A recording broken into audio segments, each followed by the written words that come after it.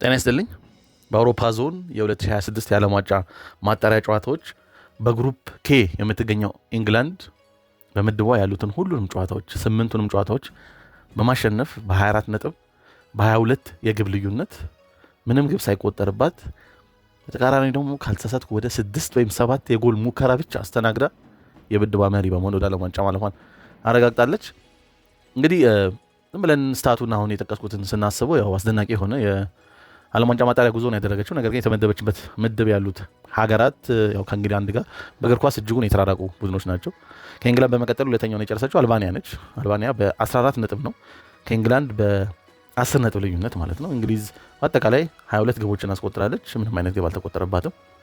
ከምድቡ ሌላ ፖዘቲቭ የጎል ዲፍረንስ ያላት አልባኒያ ነች ሁለተኛውን የጨረሰችው፣ እሱም 2 ብቻ ነው። ከአልባኒያ ውጪ ሰርቢያ፣ ላትቪያ እና አንዶራ ናቸው በእንግሊዝ ምድብ የተመደቡት። ስለዚህ ሀገራቶቹን ከወሰድን ያን ያህል እንግሊዝ ፈተና ሊሆኑ የሚችሉ ሀገራት እንዳልሆኑ መናገር ይቻላል። ነገር ግን ያው እንግሊዝ ከፊት ለፊቷ ያሉትን ሀገራት ነው ልትገጥም የምትችለው። ይህን ምድብ ልትመርጠው አትችልም። የተመደበችበትን ምድብ ያሉትን ሀገራት ነው ልታሸንፍ የምትችለው። ይህንንም ፐርፌክት በሆነ 100% በሆነ መንገድ ነው የከወነችው ማለት ነው። ስለ ብሔራዊ ቡድኑ በጣም ብዙ ነገር ይነግረናል ብሎ ለመናገር አስቸጋሪ ነው ያስላሉበት ሁኔታ። ምክንያቱም ቀድሜ እንደጠቀስኩት ምድባቸው ውስጥ ያሉት ሀገራት ያን ያህል ለእንግሊዝ ፈተና የሚሆኑ አይነት ሀገራት ስላልሆኑ ማለት ነው። ነገር ግን እዚህ ቶማስ ቱኸሉ የእንግሊዝ ብሔራዊ ቡድን ግን የተወሰነ ነገር መናገር ምንችል ይመስለኛል። በተለይ ቶማስ ቱኸሉ ወደ ቡድኑ ከመጣ በኋላ ካደረገው ነገር አንጻር ማለት ነው።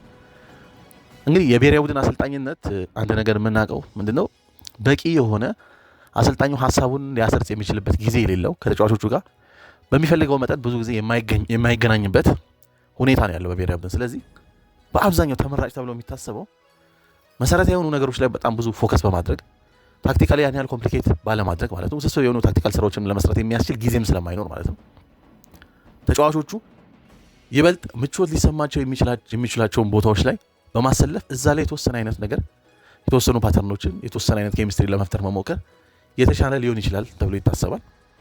ቶማስ ቱኸል ወደ ቡድኑ ከመጣ በኋላ አንድ ያደረገው ነገር ቀላል የሚመስል በጣም መሰረታዊ የሆነ ነገር ብዬ ማስበው ቤዚክ ሊባል የሚችሉት ነገሮችን በአግባቡ መተግበሩ ነው።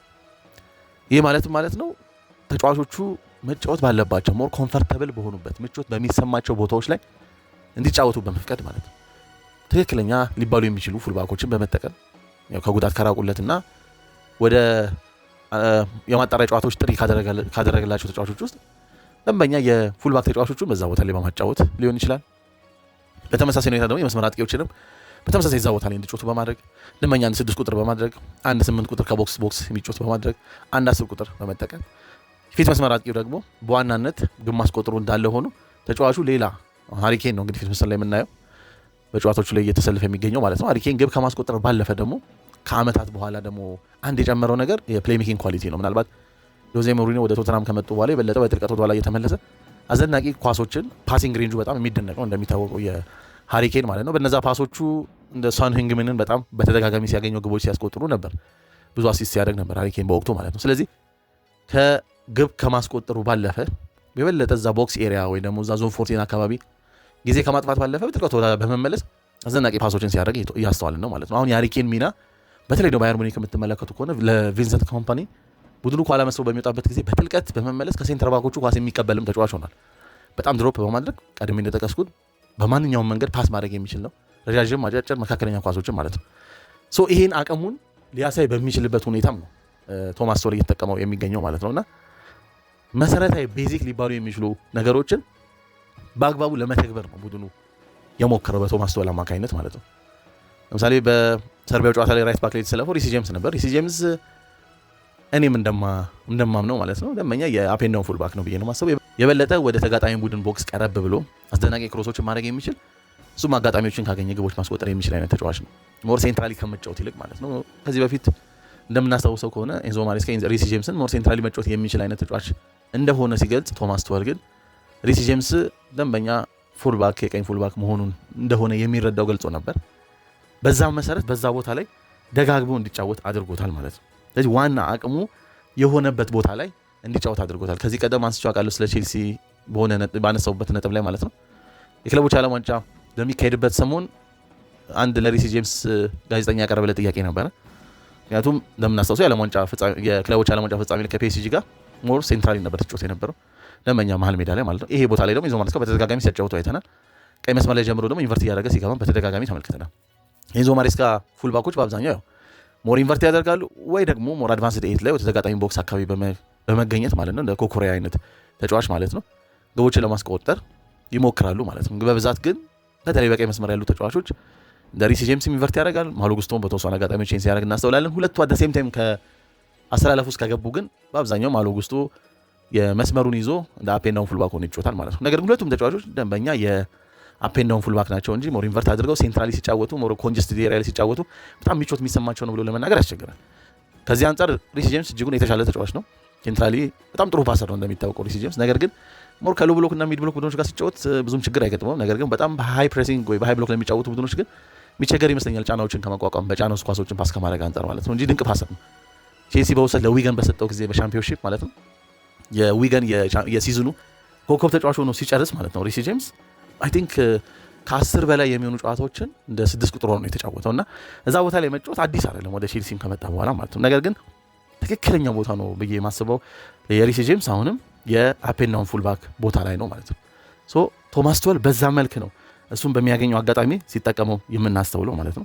አዛታም አፔንዳውን ፉልባክ ነው በብዛት ሲጠቀመው የምናስተውለው ማለት ነው። ሶ አንደኛው መሰረታዊ ነገር ተብሎ ሊገለጽ የሚችለው ነገር ተጫዋቾቹ ይበልጥ አቅማቸውን ሊያሳዩ በሚችሉበት ቦታ ተብሎ በሚታሰቡ ቦታዎች ላይ እንዲጫወቱ በማድረግ ነው።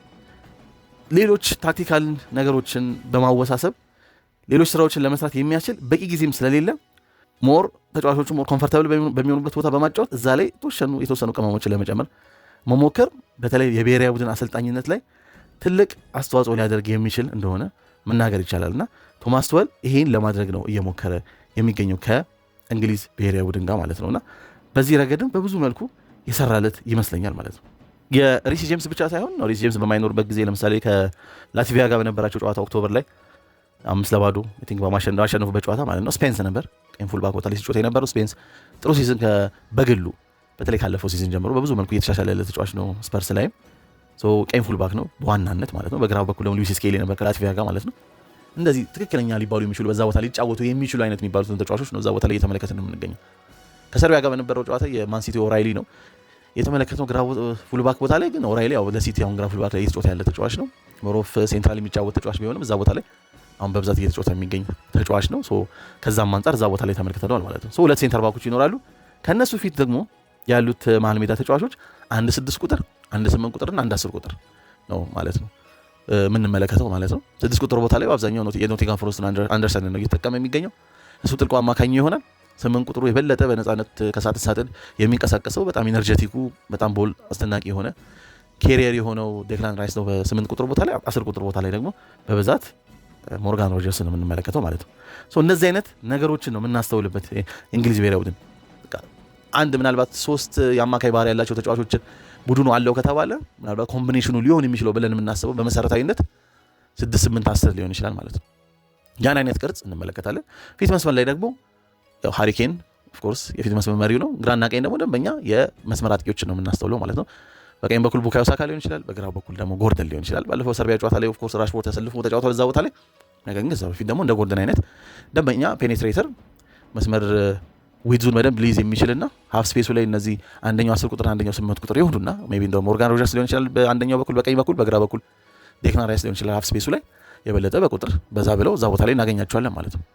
አንደኛው ይሄ ነው መሰረታዊ የሚባለው ቤዚክ ሊባል የሚችለውን ነገር በአግባቡ በማድረግ ሞር ኮምፎርታብል ተጫዋቾቹ ሊሆኑበት የሚችሉበት ቦታ ተጫዋቾቹ እንዲሰለፉ በማድረግ የሰራው ስራ የበለጠ አቅማቸውን ልጆቹ እንዲያወጡ ያስቻላቸው ይመስለኛል። ሃሪኬንም ቀድሜ እንደጠቀስኩት ፊት መስመር ላይ ግብ ከማስቆጠር ባለፈ ያ ፕሌይ ሜኪንግ የፓሲንግ ችሎታውን እንዲጠቀም በማሰብ በጥልቀት ወደኋላ ድሮፕ እያደረገ ፓሶችን እንዲሰጥ ሲያደርገው ነበር። ድሮፕ በሚያደርግበት ጊዜ ማለት ነው ይበልጥ እንደ ዴክላን ራይስ እንደ መስመር አጥቂዎቹ አማካኝነት እንደ ሞርጋን ሮጀርስ እሱ ወደ ውስጥ በመግባቱ ምክንያት ይዞ የሚገባውን ሴንተር ባክ ከጀርባ የሚተውን ስፔስ እንዲያጠቁ እድል ያገኙ ነበር። በሳውዝጌት ጊዜ ሃሪኬን ድሮፕ ያደርግ ነበር። ነገር ግን አሁን በጠቀስነው ደረጃ ከጀርባ የሚገኘውን ስፔስ ተጫዋቾች ይበልጥ እንዲያጠቁ እድሎች አልነበሩ ማለት ነው። ነገር ግን ያንን በደንብ ኤክስፕሎይት ለማድረግ የእንግሊዝ ብሔራዊ ቡድን በቶማስ ቱኸል ስር ሲሞክር እናስተውላለን ማለት ነው። በሳውዝጌት ስር አንደኛው ትልቅ ችግር የነበረው ትልቅ ሊባሉ እድል ሊያገኙ ይገባል ተብለው የሚታሰቡ ተጫዋቾችን በአንድ ላይ ላይናፕ ውስጥ ለመክተት ይሞክር ነበር። ፎደንንም ቤሊንግሃምንም በተመሳሳይ ቦታ ሁለቱም ሞሮፍ 10 ቁጥር ባህሪ ያላቸው ተጫዋቾች ናቸው። ነገር ግን ፎደንም የግራ መስመር አጥቂ አድርጎ በማሰለፍ የበለጠ አቅሙን ሊያሳይ በማይችልበት ቦታ ይሰለፋል። አጠቃላይ ቡድኑንም ነው የቡድኑን ባላንስ የቡድኑን ማጥቃት ነው ሊጎዳ የሚችለው ማለት ነው። ቶማስ ቱኸል ግን እዛ 10 ቁጥር ቦታ ላይ ፎደንንም በሴም ታይም ቦይሊንጋንም በዚህ በተመሳሳይ ላይን አፕ ውስጥ ላሰለፋቸው አልችልም ብሎ ሲጠቅስ ተሰምቷል ማለት ነው። ስለዚህ ወይ ፎደን ይገባል ወይ ቤሊንጋም ይገባል አይነት ነገር ነው በአብዛኛው የምናስተውለው። ወይ ደግሞ ሞርጋን ሮጀርስ ሊሆን ይችላል ማለት ነው። የሆነ 10 ቁጥር ቦታ ላይ የሚፎካከሩ አይነት ተጫዋቾች አሉ። ግዴታ እነዚህ ተጫዋቾች ጥራት ያላቸው ተጫዋቾች ቢሆኑም እንዴትም በይ ላይን አፕ ውስጥ ላስገባ ከሚል ይልቅ የቡድኑ ባላንስ ነው የሚበልጠው። የቡድኑን ባላንስ እንዳያፋለስብኝ እዛ ቦታ ላይ እነዚህ በአጠቃላይ ቦታ ከፋፍዬ ሊሰጣቸው አልችልም። እዛ ቦታ ላይ መሰለፍ የሚችለው ይሄ ነው ብሎ ማንም ተጠባባቂ ሊሆን የሚችልበት እድል እንዳለ ሲጠቅስ ተሰምቷል ማለት ነው። ቶማስ ቱኸል ማለት ነው። ገና ኮል ፓልመር አለ ጉዳት ላይ ያለ ተጫዋች እዛ 10 ቁጥር ቦታ ላይ የነ ሞርጋን ሮጀርስ ቦታ እና ቤሊንጋም ቦታ ላይ ሊጫወት የሚችል እሱ ሲመጣ ደግሞ ምን ሊያደርግ እንደሚችል ቶማስ ቱኸል የምንመለከተው ይሆናል። እንግዲህ የቅርብ ጊዜ ጉዳት ላይ በመሆኑ ለሳምንታት ኮል ፓልመር ማለት ነው። እነዚህም ቤዚክ ነገሮች በአግባቡ ሰርቷል ብሎ መናገር ይቻላል። እንግሊዝ ብሔራዊ ቡድን ባለፉት 2 የአውሮፓ ዋንጫዎች ላይ በተከታታይ ለፍጻሜ መድረስ ችሏል። ቡድኑ ዋንጫ ማንሳት ነው የቀረው። እስከዛ ድረስ ለመድረሱ በዚህ ደረጃ ለማደጉ በደንብ ተወዳዳሪ ተፎካካሪ ለመሆኑ የሳውዝጌት ሚና የሚናቅ አይደለም፣ አስደናቂ ነው።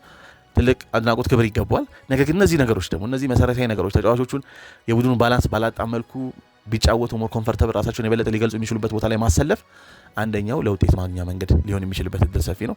አይ ቲንክ ቶማስ ቱኸል ይሄን ለማድረግ እየሞከረ ነው ብዬ አስባለሁ ማለት ነውና በዋናነት ይህንን በአግባቡ ለመተግበር እየሞከረው ያለው ቶማስ ቱኸል በተወሰነ መልክ ውጤት እያስገኘለት ነው ብሎ መናገር ይቻላል ማለት ነው።